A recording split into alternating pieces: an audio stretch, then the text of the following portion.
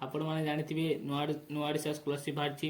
आज आम scholarship form fill up करवा। प्रथमे आपण जिला नाम लिखिए, आपण ब्लॉक नाम लिखिए, महाविद्यालय आपण जो कॉलेज रे पढ़ुचंती से कॉलेज रो नाम लिखिए, छात्र कि छात्री आपण मोबाइल नंबर लिखिए। प्रथमे आपण नाम लिखिए, बयस देवे, आधार नंबर देवे, पिता कि स्वामी आपण जब विवाहित ताले स्वामी नले पिता नाम दे लिखिए।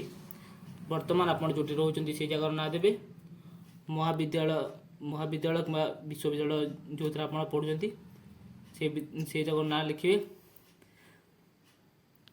जो ईयर से ईयर आपण से ईयर आप लिखिए।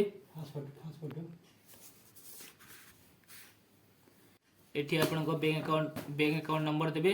ये आपण जो बैंक से बैंक रो नाम देवे, आईएफएससी कोड देवे बैंक रो, जो बैंक जो जगह अच्छी से जगह ना देवे।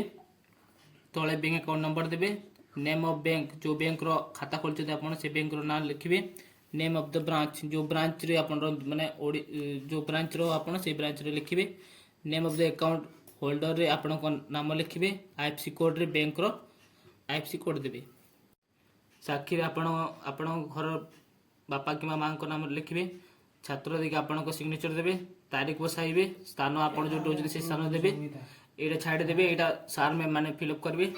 जिले आपण जो जिला से जिला ना लिखिए, ब्लॉक लिखिए आपण ब्लॉक, महाविद्यालय ना लिखिए आपण जो विद्यालय पढ़ुं से विद्यालय कॉलेज, छात्र कि छात्री आपण ना लिखिए, पाठ्यक्रम वर्ष को वर्ष आपण +3 first year second year final year जो ईयर अच्छा से ईयर लिखिए, आपण रोल नंबर लिखिए, सरला कथा।